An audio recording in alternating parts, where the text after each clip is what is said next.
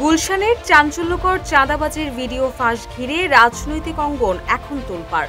ভিডিওতে উঠে আসা অভিযোগের কেন্দ্রে উপদেষ্টা আসিফ মাহমুদ তার সম্পৃক্ত থাকার অভিযোগ সরাসরি অস্বীকার করেছেন। অন্যদিকে গ্রেফতারকৃত ছাত্রনেতার স্ত্রী পাল্টা অভিযোগ তুলেছেন বিএনপি নেতা ইশরাক হোসেনের বিরুদ্ধে, যিনি নাকি জোরপূর্বক ভিডিও করিয়ে 14 দিন পর তা প্রকাশ করেছেন রাজনৈতিক উদ্দেশ্যে। গণমাধ্যমে দেওয়া এক সাক্ষাৎকারে বাংলাদেশের অন্তর্বর্তী সরকারের উপদেষ্টা আসিফ মাহমুদ সজীব ভুঁইয়া বলেন, 5 আগস্ট 2024-এর পরে অপু নামের ওই ব্যক্তির সাথে আমার কখনো দেখা হয় নাই, কথাও হয় নাই, এবং রিয়াদ নামে আরেকজনের কথা বলা হচ্ছে, তাকেও আমি চিনি না, কারণ আমাদের কখনো দেখা হয় নাই। আসিফ মাহমুদের দাবি, পূর্ব পরিচয় থাকলেও 2024 সালের আগস্টের পর জানে আলম অপুর সাথে তার আর কখনোই দেখা হয়নি।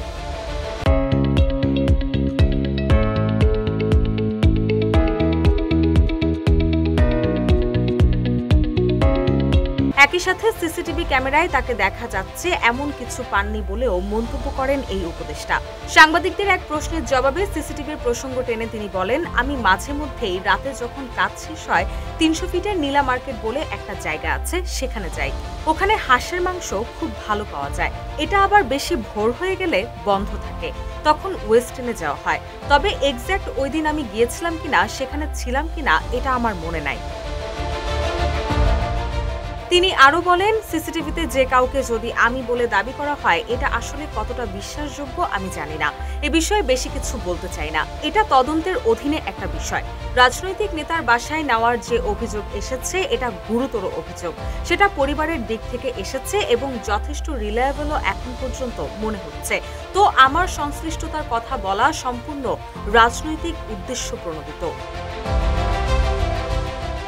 এর আগে 14 আগস্ট ওই ভিডিও ফাঁসের পেছনে বিএনপি নেতা ইশরাক হোসেন জড়িত বলে অভিযোগ তুলে জানে আলম অপুর স্ত্রী কাজী আনিশা বলেন, গ্রেফতারের আগে 31 জুলাই রাত 11:30 থেকে পরদিন সকাল 7:30 পর্যন্ত অপু নিখোঁজ ছিলেন।